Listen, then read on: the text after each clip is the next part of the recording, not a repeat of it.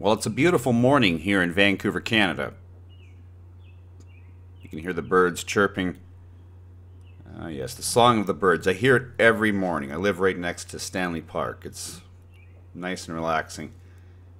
A lot better than yesterday's interview with Marshall Masters. It was the second interview I had done in the day. I had done an interview with Stan Zure from Yukon Men an hour before. And because it would be the second time I was interviewing Marshall Masters, I didn't prepare as well as I had the first time. Essentially, I asked him to catch us up on what had happened, and from there I went to the well of audience questions. And I went with the best of the audience questions. So please don't be mad at me. It was a reflection of what everyone was already thinking, okay? It wasn't my intention to do that, to nail him or to expose him in any way. And I fully expected him to answer the questions boldly, confidently. I'm sure he's had to deal with these things many times before. Maybe he has a stock response. You know, the idea is that if you eliminate the impossible, only the possible exists. So you have to eliminate the detractors. You have to go through that. You have to jump over those hurdles, because once we get through that, once he answers those questions, it's smooth sailing. Now we can put the whipped cream on the sundae and the nuts and the cherry on top. But sometimes to get to that point in the interview, you got to do the work. You got to grind it out a bit. And I couldn't believe it. He folded. And of course, and then he emailed me and he says, "We're done." Blocked me on Facebook, took me off Skype. He broke up with me. Anyway, I've been thinking about it all night. What did I do? Was I too harsh on him? Did I do the right thing? Some say I did the right thing. Some say I didn't. But why be a sycophant? I don't get that. Why not ask the questions? Don't you want to know those answers? I got something to tell you about Marshall Masters, though. And maybe this influenced my thought process. There was something wrong with him that day. There's no doubt about it. He was off. And maybe I smelled blood and I went for it. And in retrospect, it's possible. But maybe it's what he told me before the show began. That he does this for money.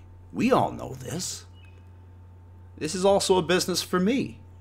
And there's nothing wrong with making money doing something you love. Don't begrudge somebody for that.